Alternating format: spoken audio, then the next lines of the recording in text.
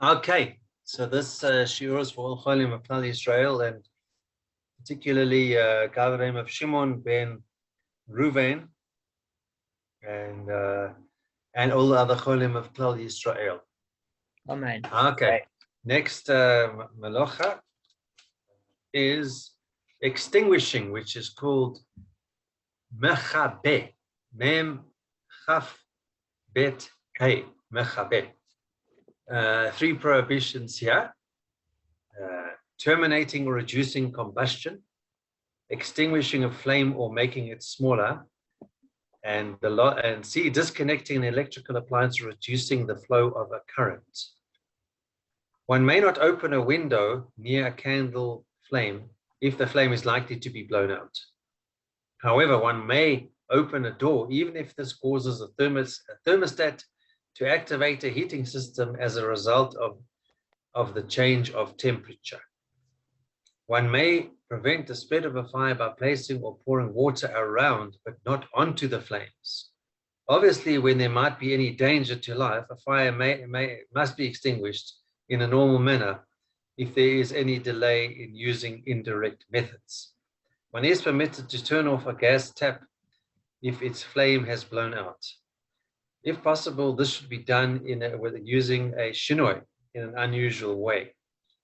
So I just want to go back to the one sentence. One may open a door even if this causes a thermostat to activate a heating system as a result of the change of temperature.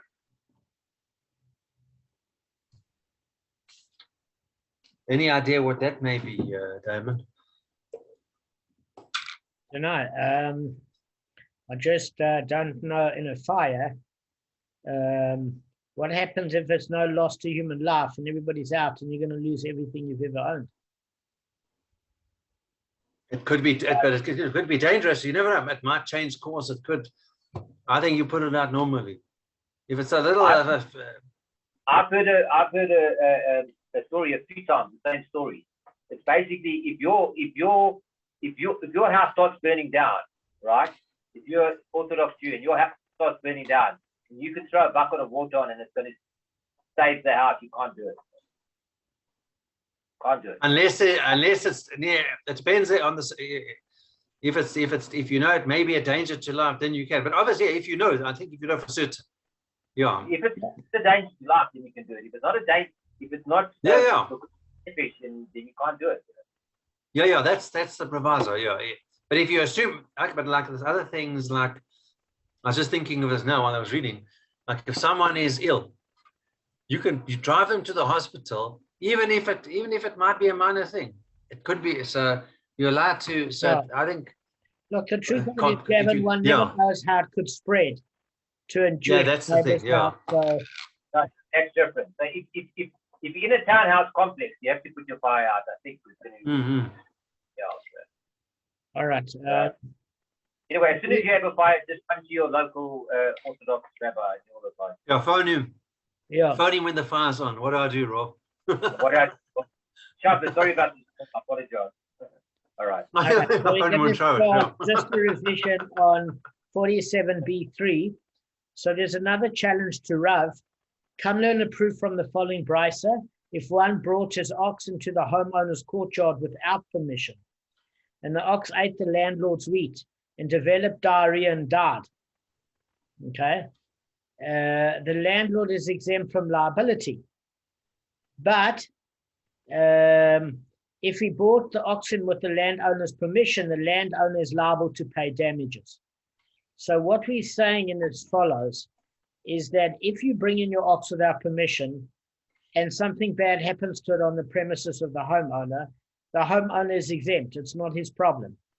But if you do ask permission, the landlord is liable. If the dog, not the dog, well, let's call it the ox, the dog, whatever, overindulges in food or whatever that belonged to the neighbor, because you. So the question is, why would Rav hold him liable? Because remember, the rabbis would, because the arrangement with the rabbis is, if you ask permission, then the homeowner, when he grants you permission, has said that he would be a custodian after your ox. And therefore, if anything happens to your ox, including the produce that is in his field, or there's grain, or there's anything that belongs to the landlord, and the ox gets sick, the landlord has to pay for it. According to Rebbe, there's no such agreement, and the default position is there is no agreement unless to the contrary.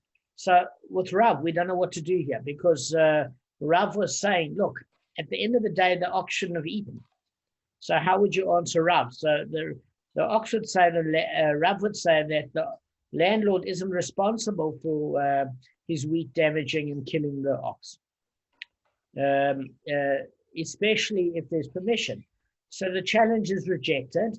Rava said, do you compare the Bryce's case, where the ox was brought in with permission, to Rav's case, where the ox was brought in without permission? The cases are not analogous at all. When an ox was brought in with the landlord's permission, the landlord accepted upon himself the responsibility of guarding the other fellow's ox in the manner of a custodian, and therefore is liable to pay, even if the ox choked itself. Rava ever ruled that if you merely place produce there without permission, so that there's no assumption of custodial responsibility for the landlord's animal, then if the animal eats and dies, he can claim that it shouldn't have eaten. Okay, so that's fairly straightforward. There's a related inquiry. They're required in a case where a landlord accepted upon himself the responsibility of guarding something that was left in his domain. What is the extent of his liability? Do we say it's only the responsibility of guarding against his own damage that he accepted upon himself, meaning him and his property? Or do we perhaps say that he's even responsible for guarding against damage from the world at large that he accepted upon himself? So say, for example, Gavin's got a field, and I'll say to Gavin, can I bring my ox in the field? Gavin, by saying yes, accepts responsibility to look after my ox when you're allowed in, according to the rabbis, with full responsibility if anything had to happen to it by you or your property.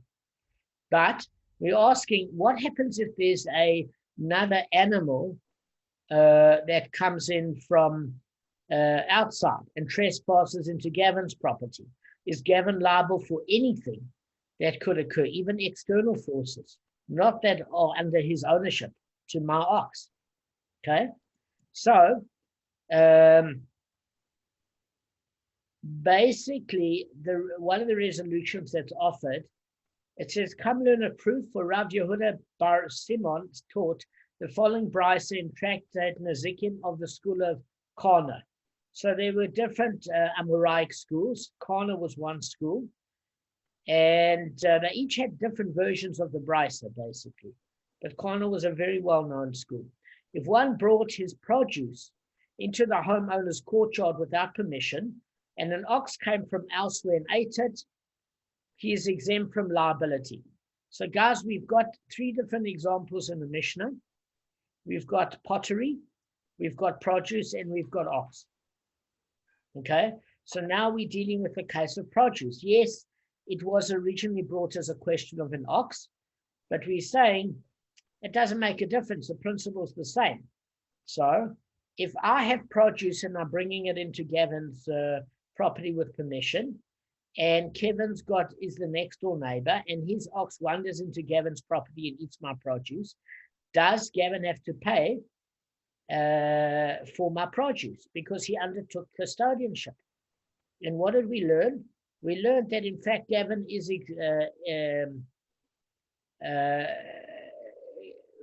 Gavin. Well, before we say it, the Gemara puts a question, and we don't know how to read it. We say the brisa says, but if he brought the produce in with the homeowner's permission, he is liable to pay.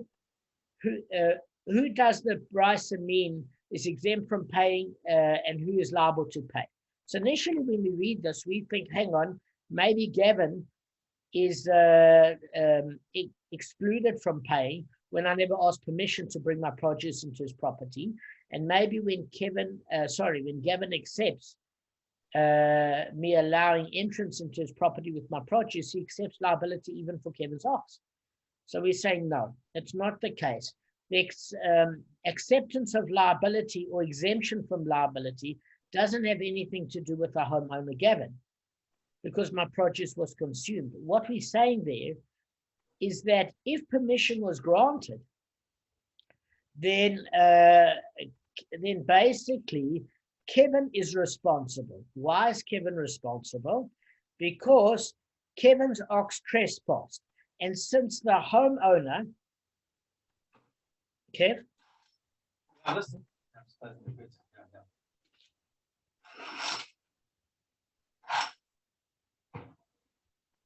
Okay, you're back.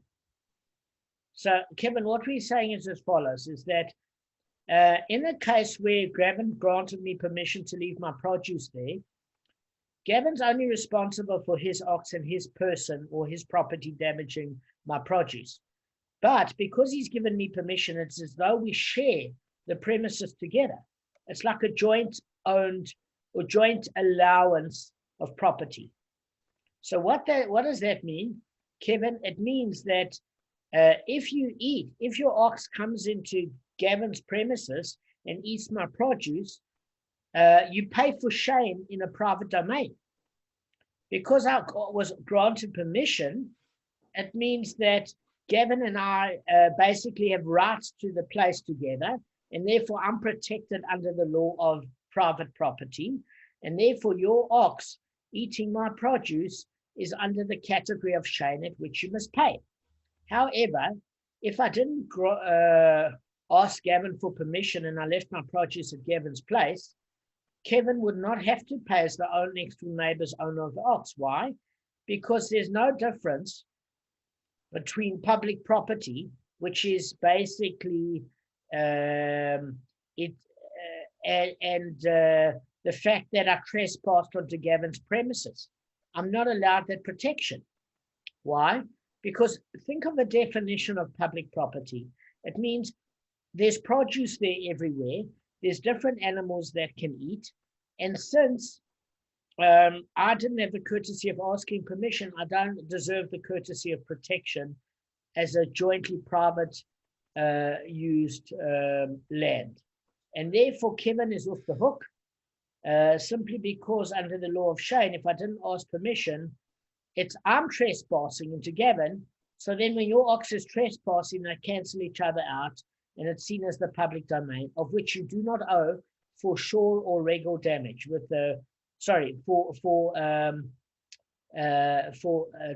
for shame and regal damage that your shore causes. Does that make sense? So any physical gratification in the public domain or any way that the animal naturally walks, you are exempt in the public domain for paying because the person has to look after their own produce. But in a private domain, your ox has no permission to be there. So since I have no permission to be there as a trespasser, I'm not protected by Gavin. Kevin, can you explain that to me back? You look exhausted. I'm exhausted. I'm awake but exhausted. You're right. Yeah. I was going to ask you the question: if you have joint share of a property or it'll be a private piece of land, and you bring your produce there, and you didn't ask Gavin. Gavin was the joint holder or the shareholder of that land, and it gets eaten, and you didn't ask permission, it's you're not liable. I'm saying more than that. I'm saying the fact of it is I don't own Gavin's property at all. What happens, even if you're a joint shareholder? But no, that's a given. That's a given when you both own property. Okay. So it's like okay. Yeah, we learned that I think in the 19th daf, that we talk where people have property together. But what we're saying here is that I've got produce, but if I just dump it in Gavin's premises without his permission while he's at the office, and Kevin, your ox comes and grazes in Gavin's field, and it's trespassing, I'm not entitled to claim back any damages from you because I'm trespassing. Just let me finish the thing. So, which means if I'm trespassing because I didn't ask Gavin permission, I get no protection from Gavin. And therefore, it's like the public domain, where Shane or Regal damage that's done in the public domain. Kevin, you don't have to pay for it. Just hold on a second. Sure, I'll hold.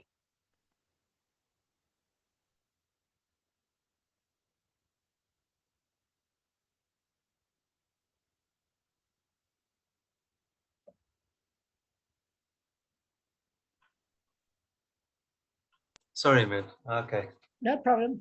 Sorry, Damon. I just have to take the mate to the doctor after I have to go like that. So just after 7. No problem. Okay, sorry, man. So what we're saying is, listen, I don't own Gavin's property, but if I've got the courtesy of asking permission, it's as though we joint shareholders, and therefore, if your ox trespasses into Gavin's property, it's like you eating Gavin's produce, you eating mine because I've got permission, and therefore you owe for shame or Regal damages. Regal would be trampling or basically using the body to create damage, whereas Shane is physical gratification and eating.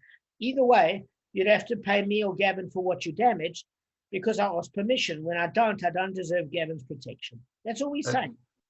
But if you're a joint shareholder, why should you ask permission? If it's you, the joint owner. There's no chidush there. We learned that. There's no chidush. Okay, then so you still should ask permission or no, you inform. Don't. You don't, because both of you are entitled to be there.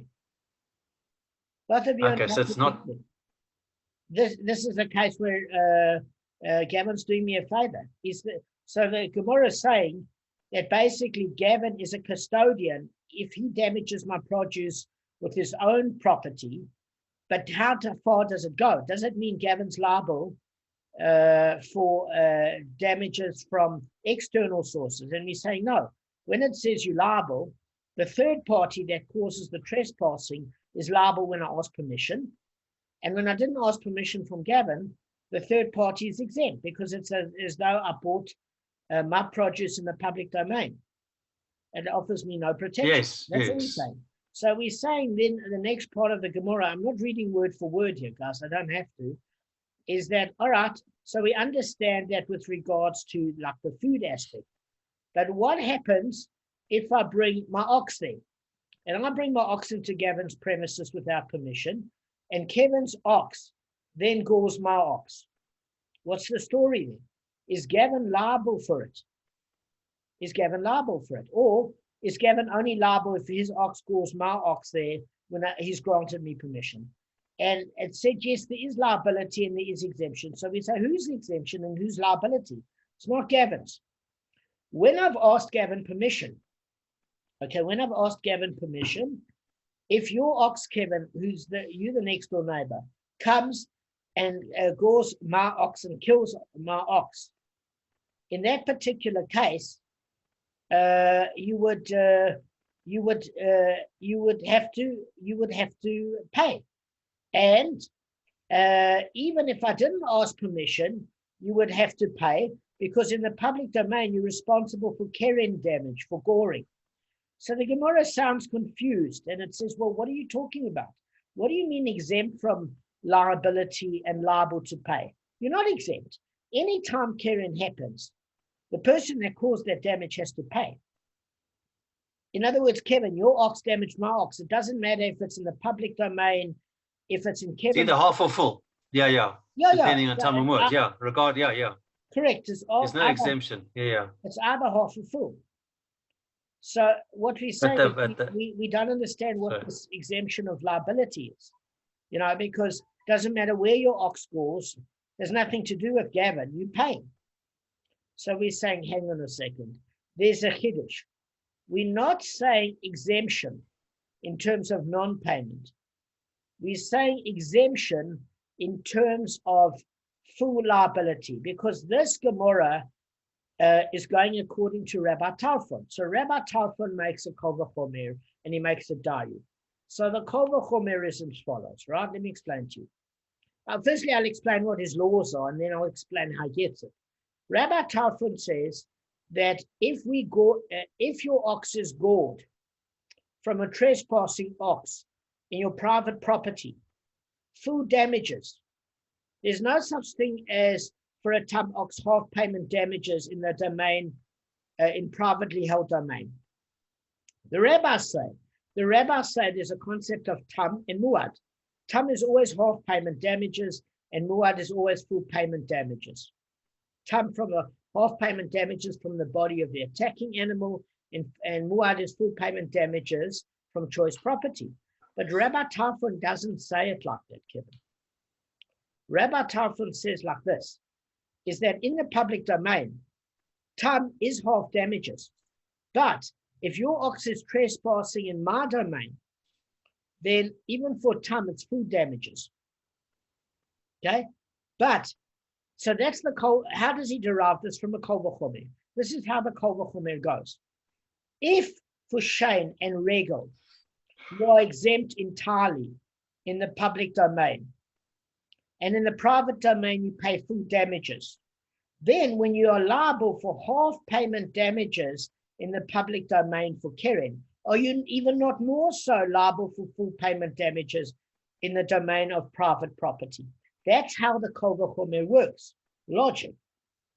And what is the da you come to constrain it as? Rabbi Tarfon says, listen, still, even so, it's not paid from choice property. It's paid from the body of the attacking animal. So I will restrain the kol v'chomer so that it maintains the integrity. Because remember, the Dayu comes to say that the target area of application cannot be more stringent than the source area. And the source area is the public domain. That's where you've got the scriptural verse. So therefore, since you know it's paying for tam from the body of the attacking animal, you can't make it from choice property now. So you still need that constraint, even if you have the logical private property rule. So the bottom line is that this Gemara is going according to Rabbi Tarfon. And what it means is as follows. When I ask, not ox, I've got ox in the brain. When I ask Gavin's permission, Gavin, can I keep my ox in your yard? I'm now, when Gavin says yes, he's now allowing me joint joint use of his property as though we were shareholders together, because he asked permission. And since now anything damaged on Gavin's property with Gavin's knowledge and permission is private property, when Kevin, your ox, is your next door neighbor, goes and kills my ox, you have to pay full damages.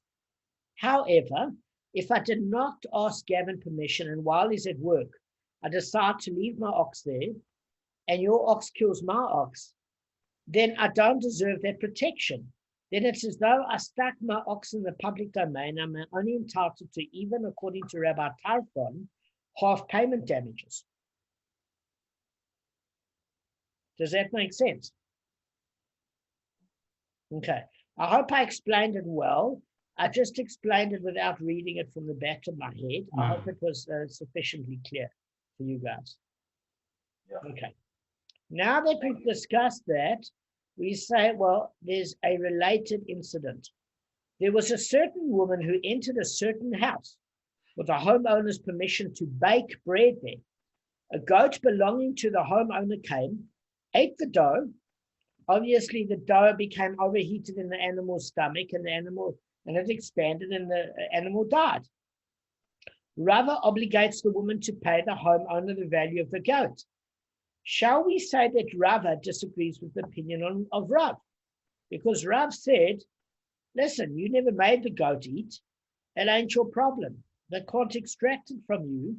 In Shemaim, you'll be liable and you should pay, but the court can't extract it from you. So do we say that Rava, who makes the homeowner pay, disagrees with Rav? Okay. So the Gemara says, is this a comparison? There in Rav's case, where the produce was brought in, it was brought in what, guys? Without permission. And therefore, the one who brought it in did not accept upon himself the responsibility of guarding the homeowner's animal, and he can therefore claim that it should not have eaten. Okay? Here, however, the woman entered the house to bake bread. And with permission, she accepted upon herself the responsibility of guarding the homeowner's animal from damage and thus cannot claim that it should not have eaten. Okay? In other words, she was obligated to ensure that it didn't eat the harmful dough. In other words, there's this rule that this is the rule of the rabbis. So the rule of the rabbis is right. I'm asking permission from you, so which means take care of my stuff. But then by the same token, if I'm taking care of you taking care of my stuff, I'm taking care of your stuff. Okay? Then there's the discussion. I think it was from Rava who said, no, you can't say it like that exactly, because the potter and the homeowner have got two different levels of responsibility. Because again, the potter's leaving the house. So how can he watch that the animal doesn't trample on the pottery and get a big shard of glass or pottery in his foot? He's not there. The best he can do is say to the homeowner, you know where it is. Do you want me to pack it somewhere else on your property? So since you know where it is, it's your responsibility to make sure your animals aren't around in there, because I'm leaving your place now. That's exactly why I'm leaving it to you, so I don't get it stolen. So, but I can't be there to watch your animal. So there the potter doesn't have responsibility, but the homeowner takes on the custodianship responsibility. But, Gav, you with me, but? I am with you. Just Damon, sorry. Let's explain, just go back to a minute ago. You said, if you're looking after it for me and I'm looking after it for you, what does that mean again? Just, I think I missed something there. Okay, what it means What does that mean? Follows.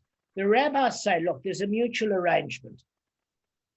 The mutual arrangement, and I'm going to just share the Mishnah so that you can just have a quick look at it again, okay?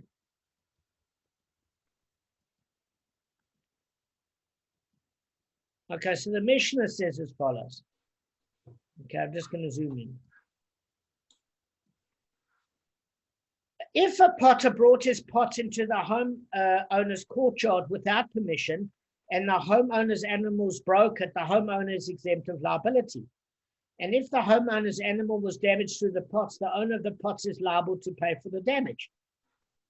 So what it's implying is as follows, is the reason why the pot is liable is because it's a hazard. The owner or his animals have no idea that it's there. So of course he's liable. You come into somebody else's property, you leave a hazard. You've got no permission to do it. It's a bore. You've got no permission in a public domain or with the other animals trampling that you could create something that could injure. Now it's different if you say to everybody, guys, I'm building a public swimming pool in 3 weeks. Here are the signs up. I'm letting you know. You have permission. You're from the council or from the homeowner or whatever it is, right? So then obviously you're not liable for the damage your pottery causes to the animal. By the same token, since you've gotten that permission that you're not liable anymore, he says in return, I will look after your stuff and make sure it doesn't get damaged. He says, I'll be the custodian. So that's the view of the rabbis, right? So Rava is a different view. Rava say, look, it's not the same. There's this view of Rebbe. And Rebbe says neither party accepts responsibility. You're just storing your stuff there. Neither party holds each other liable at all. That's the dissenting opinion. Then there's a halfway in between, like Rava. What did Rava say? He said the following. The homeowner, he has to make sure that that property isn't damaged because he's taking on the role of custodian. He needs to make sure his ox doesn't step on it, etc. It even goes further to say even if a mere wind breaks it, because a custodian is to look after something, not just against your ox. But the pottery guy is leaving the premises. So how can he be expected to watch the property of his, like the pottery, to see it doesn't damage the ox? So that's your halfway in between mark, right? So now that you got that halfway in between mark, you're saying, all right, listen, we're going to a different case now. There's a woman, she bakes bread. She asks the homeowner's permission. She's busy there and she's baking. And anyway, the goat eats it. Goats, you know what uses the term goats? The Kaplans had a goat. Jeff and Margaret told me this thing ate anything on the washing line. It ate tin cans. Whatever you left for it, those things eat anything. So it's not like a cow. It's not discerning. Anyway, dough expands in the stomach because the stomach is hot. It can kill a person. You don't eat real dough. So goat dies. So now all of a sudden, Rava says, what does he say? Gavin, he says at the end of the day, that the woman is responsible to pay for the homeowner's goat. Right? So the Gemara says, but does Rava disagree with Rav? Because Rav said, listen, at the end of the day, you bring produce into your neighbor's premises. You aren't responsible if the animal eats it. For slippage, yes. If it slips on it for a boar, but not for eating. So we say, does Rava disagree with Rav? The answer is no. How do you compare the two cases? Why? Because in Rav's case, there's no permission granted. So when I'm bringing my stuff there, of course I'm not, I didn't even ask permission. What do you think? I say I'm going to be a custodian to look after your animal. I'm not interested. Okay? The rabbis don't agree, by the way.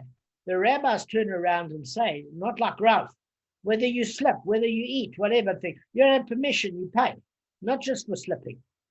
Rav says it's a boar. You pay directly for any boar damage. But for eating, it's groma, it's indirect. So the animal played a role. You don't have to pay. Shemayim, you're responsible. You should pay, but you don't have to. The court can't make you pay. So Gemara is saying, how do you compare this case of Rav and Rav? You can't. Okay, Rav's case is with permission. Okay, and Rav's case is without permission, so you can't compare it. So what we're saying is as follows: is that it kind of seems a little unfair because says, well, how's this case different from the case mentioned in the Bryce in 47b concerning a woman who entered a homeowner's domain to grind wheat without his permission, where the Bryce ruled that if the homeowner's animal ate, he is exempt from paying for it, and if the animal was harmed by it, the woman is liable to pay. The Gemara explains its question. We may infer from the Bryce that the reason she is liable is that she entered his domain without permission. But if she would enter with his permission, she would exempt from paying damages.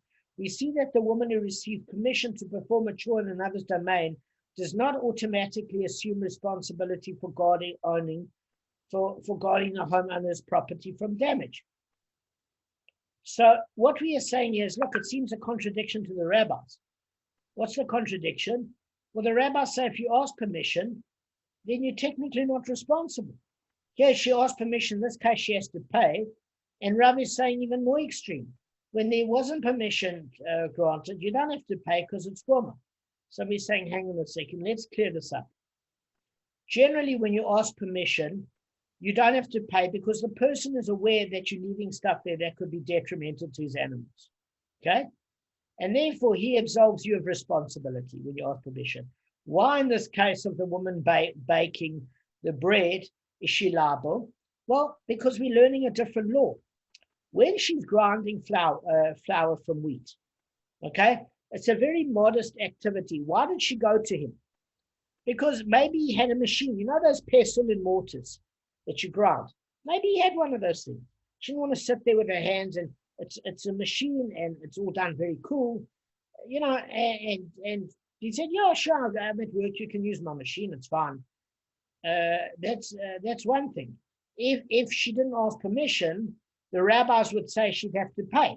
It's only Rav that says that she wouldn't have to pay for the grain because the animal ate directly. But if the animal slipped in the grain, even Rav would say she'd have to pay because she didn't get permission.